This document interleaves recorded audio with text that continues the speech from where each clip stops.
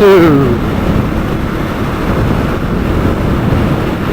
Another afternoon commute. Another long day for me. You have to apologise.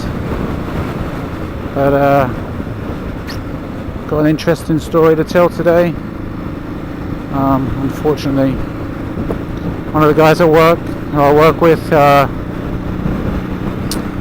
his daughter passed away, and it was very sudden. I believe it was like a meningitis. She was just 19 years old, and obviously the family's broken up.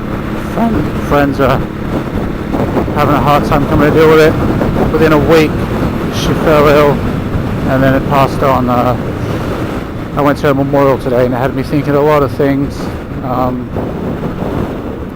It was a nice service. Obviously very sad. A lot of tears. One of the things I liked about it the most was they spent the time, although there was grieving involved, but they spent the time celebrating her life. She obviously touched a lot of people and was a great person, which is how, we as Christians strive to live our lives here. So that's awesome. Obviously, if you're a Christian like myself, you believe she's in a way better place now. And that was one of the focuses, was that she was up in heaven, with God and Christ. And again, for a non-believer, you might be pretty angry right now if you weren't a man or a woman of faith. Why would this happen? She was only 19. And obviously as a Christian, we all know God has a plan for all of us. And it may not make you happy, but you have to respect that plan. And it will all make sense in the end. And the great thing about heaven is that you'll meet up with him again one day. And that's the whole point. And the way people were talking about her,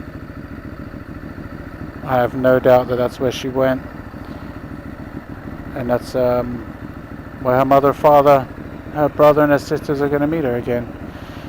It turned out to be something very beautiful in my eyes, the coming together of folks in a church, in that community setting where everyone was equally grieving. We were all on the same page on a sad day, sharing wonderful stories about her, and that's what church should be all about. It should be about coming together as a community during a crisis.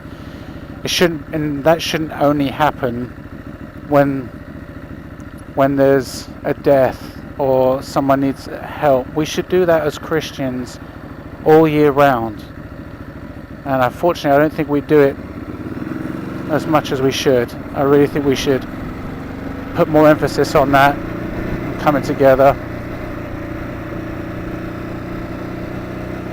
Goodness, this person is testing my Christian patience right now.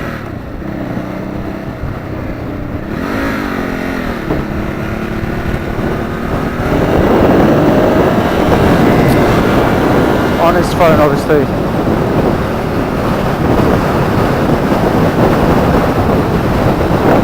That's something we should be doing on a regular basis as Christians, getting together, sharing good times, sharing bad, being there for one another. That's what a community is all about. Yeah, because as good Christians, that's what we should be doing regularly, not just in a time of crisis. We need to be there for one another, especially the world the way it is now. We need to come together, because it really makes you realize how fragile life is. And another thing that I was thinking about was the fact that the Lord gave us this wonderful vessel that we have, our bodies, right? Our earthly bodies. So many people abuse them and don't take care of them, and don't, every day you wake up in this wonderful vessel that we were given, that Jesus died for us for, and people just don't respect it at all.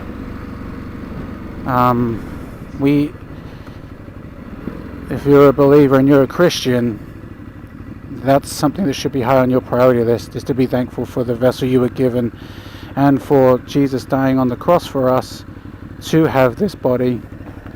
And